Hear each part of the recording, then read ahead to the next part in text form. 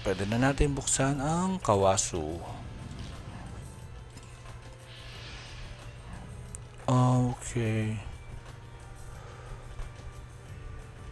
Increase evasion rate. Okay. Evade type kasi ang dex type. So, pwede na tayo mag-back point pass or start point pass. Tapos balik na tayo dun sa labas ng campus.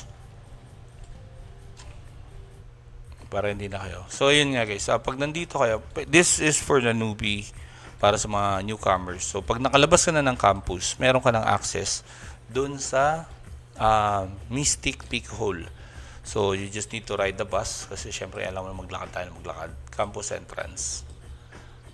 Mapupunta tayo kung saan tayo kanina. So, here. Diba? May arrow assault ka na. May shockwave ka na. Diba?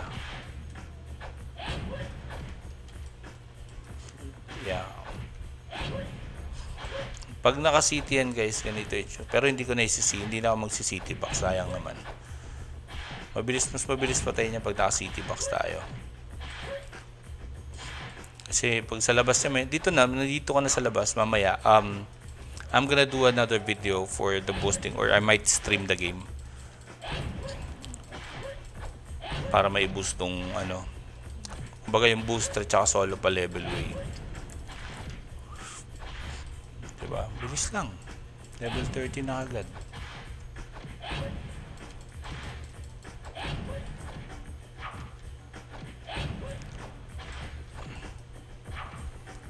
Okay.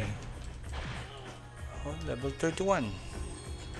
So yun, that's it guys for today's video. Ayun, at least napakita ko sa inyo yung way kung paano. I'm gonna do another video for the progress of this character. Okay, nakalabas na tayo sa campus. Yan yung unang-unang goal. Okay.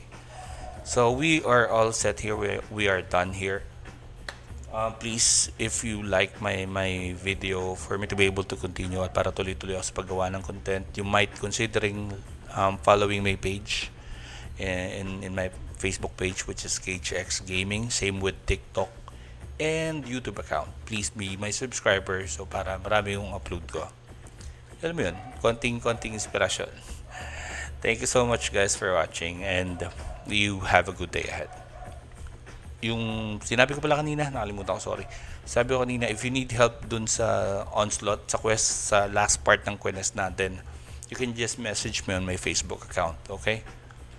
Thank you so much and you have a good day.